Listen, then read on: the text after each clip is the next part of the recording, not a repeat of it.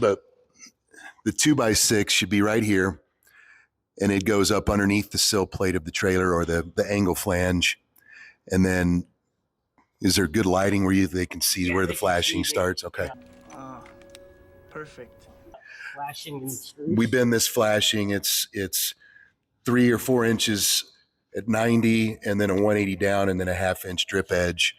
And then behind this is the 2x6, or is it 2x6? Yeah, 2x6 and poly ISO, and then we just shoot some self tappers up into it. And we run the HDT through 4 bolts all the way through. Oh, we do this through? Yeah. Okay. Well, we've done it both ways, right? That's what I explained to him yesterday. Yeah, go both ways. So it's kind of builder's choice. If you want to shoot a longer bolt through there, you can sandwich the 2x6 and the bottom plate of the wall.